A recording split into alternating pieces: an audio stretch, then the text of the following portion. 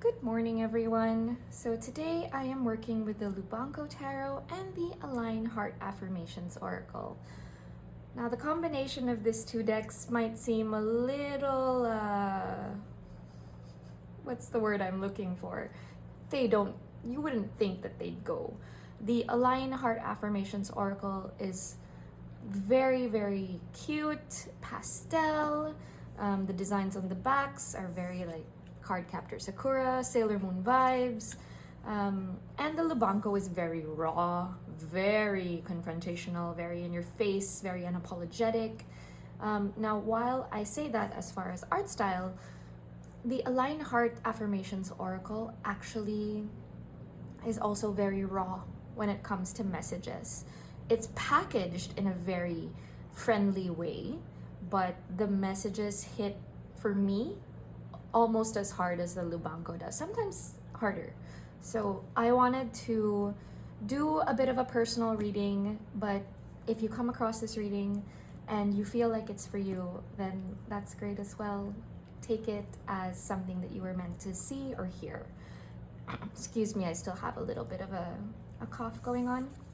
So I did shuffle the deck and then I pulled the cards, and I don't shuffle on camera sometimes, and I don't do real-time thoughts because I sit with my cards for a while before I allow a meaning or a message to come through. Excuse me. So I have the Six of Cups, the Knight of Cups, and the King of Pentacles.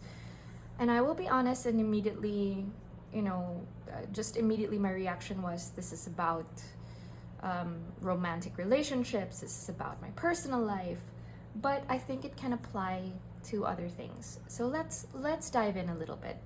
The Six of Cups is a card that talks about the inner child or your childhood experience, or I like to think of it as rose-colored glasses. That's the general vibe for me of the Six of Cups. Now, for other people, it's not rose-colored glasses because reminders of their childhood is actually very painful. And that's how I grew up as well.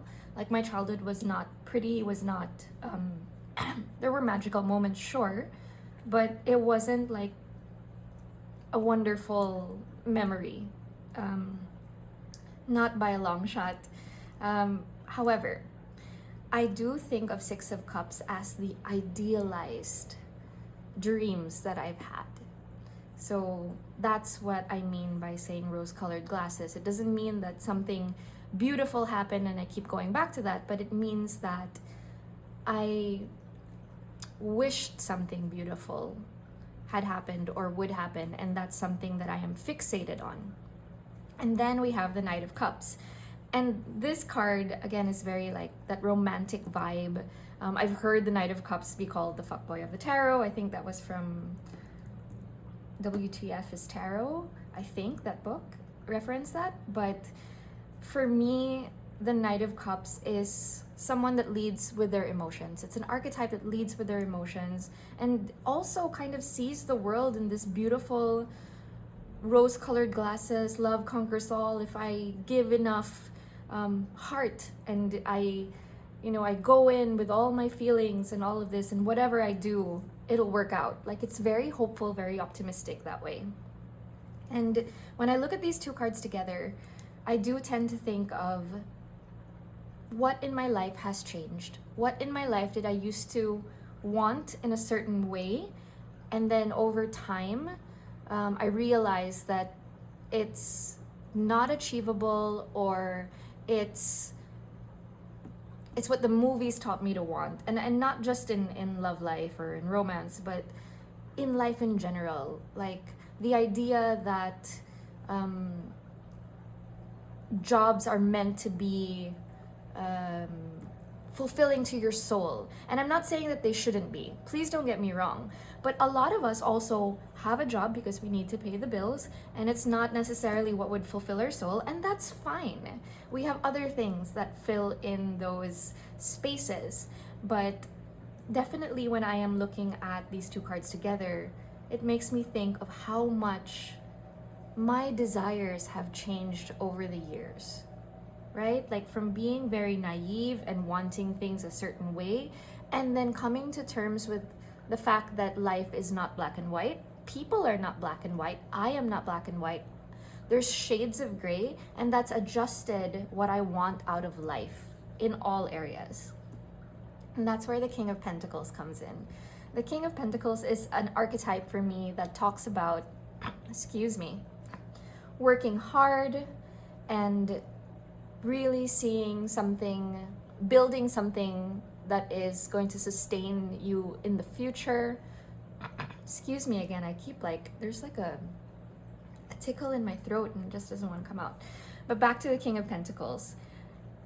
This is an archetype to me that speaks of peace, of stability, of putting in the hard work and being genuinely happy with what you have and what you've built and what you've worked for.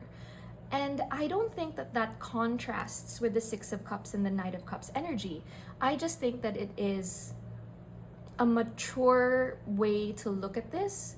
And I don't want to have the message come across like, well, give up on your dreams, settle. That's not what this is. But it's that dreams are shifting, especially because life is changing. You know, when we're young, in our teens, in our early 20s, we have this view of the world because of what we've experienced. And that changes as you get older. And that's okay. I feel like there's this stigma around admitting to yourself that some dreams are not gonna happen or that some dreams have shifted. I feel like there's a stigma sometimes where it's like, if you don't have passion, then you're not living a life worth living. And for me, it's like, well, what if I'm passionate about stability and contentment and peace? And what if that doesn't mean that I'm devoid of this fire and this passion and this heart, but rather it's more intrinsic, it's more quiet, but it's still there. So that's kind of the reading that I'm getting. And yes, you can apply it to your personal life and dating and all that, but I think it's a bigger message than that. And I did pull some cards that speak directly to the energies in the tarot cards that I pulled. So we'll go for the first one.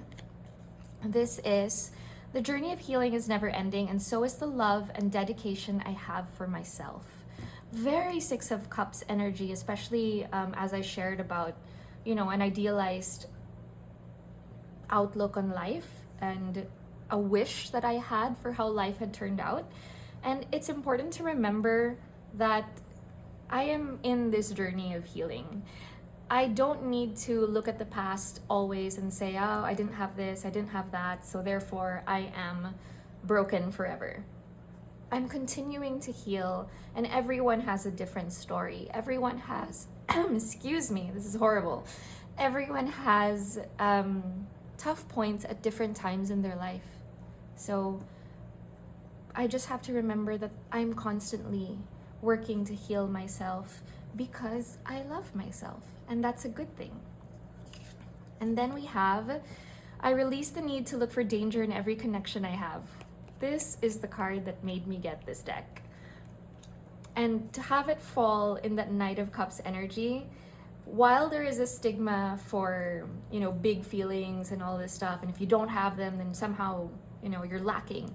There is also a stigma that if you have big feelings, that you're too much. And I want to release this need that every time I'm in contact with big feelings, that they scream danger. They are a signal to me that, oh no, you need to be in control, you need to tamp down. This is about balance, right? Like dreams can shift, but you can hold both, and you can hold passion, and you can hold heart, and you can hold feelings, and you can hold contentment and stability as well. And then I allow myself to relax and embrace the natural ebbs and flows of a connection. I, again, don't just relate this to relationships or people connections, but what connections to your passions, connections to your dreams. And I will allow myself to embrace that dream shift and not feel like a failure if they are shifting, and allow myself to open up to dreams that may not be exciting to other people, but they feel right to me. And then I pulled 2 other cards for the whole energy. So we have, I navigate confusion and doubt by reconnecting with my values and the truth of who I am. Like, this is amazing. All of this is speaking towards, what are my values? What is the truth of who I am? And guess what? The truth of who you are can change over time. We are many people in our lifetime, and sometimes we think, I've lost myself because I've decided that I want something different. And that's not the case at all. So it's about reconnecting and allowing yourself to grow and to expand and to become different over time. That's totally fine. And the other card says, I invest time and energy towards creating more joy, peace, and fulfillment in life. Whatever that looks like for you. If in this season it means leaning into one energy more, and in another season it means leaning into another energy more, that's fine. This is a journey. It doesn't have to be from point A to point B. It can go several different directions. You can make a loop around. You can continue going in a circle. This is your life. This is my life. So that's the reading for today. And I hope that it means something to you if you come across it. So as always, have a great day. Take care. Bye.